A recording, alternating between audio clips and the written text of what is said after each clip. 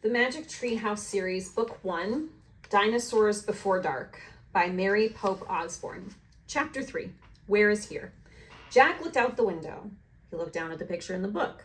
He looked back out the window. The world outside and the world in the picture, they were exactly the same. The pteranodon was soaring through the sky. The ground was covered with ferns and tall grass. There was a winding stream, a sloping hill, and volcanoes in the distance. Where are we? Stammered Jack. The pteranodon glided down to the base of their tree. The creature coasted to a stop and stood very still.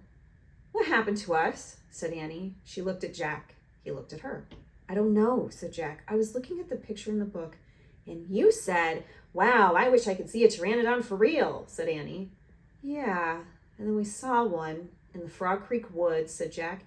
Yeah, and then the wind got loud and the treehouse started spinning, said Annie.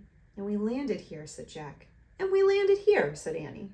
So that means, said Jack. So that means what? Said Annie. Nothing, said Jack. He shook his head. None of this can be real. Annie looked out the window again. But he's real, she said. He's very real. Jack looked out the window with her. The pteranodon was standing at the base of the oak tree like a guard. His giant wings were spread out on either side of him. Hi, Annie shouted. Shush, said Jack. We're not supposed to be here. But where is here? Said Annie. I don't know, said Jack.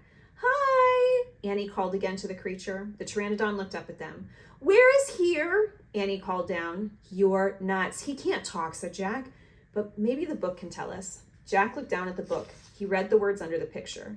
This flying reptile lived in the Cretaceous period. It vanished 65 million years ago.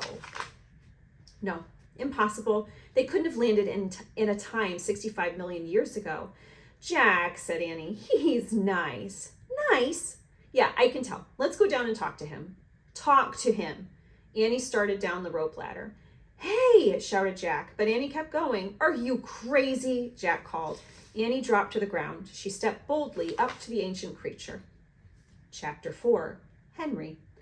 Jack gasped as Annie held out her hand. Oh, brother, she was trying to make friends with animals. She's always trying to make friends with animals, but this was going too far. Don't get too close to him, Annie, Jack shouted. But Annie touched the pteranodon's crest. She stroked his neck. She was talking to him. What in the world was she saying? Jack took a deep breath. Okay, he would go down too. It would be good to examine the creature. Take notes, like a scientist. Jack started down the rope ladder. When he got to the ground, Jack was only a few feet away from the creature. The creature stared at Jack. His eyes were bright and alert. He's soft, Jack, said Annie. He feels like Henry. Jack snorted. He's no dog, Annie. Feel him, Jack, said Annie. Jack didn't move. Don't think, Jack. Just do it.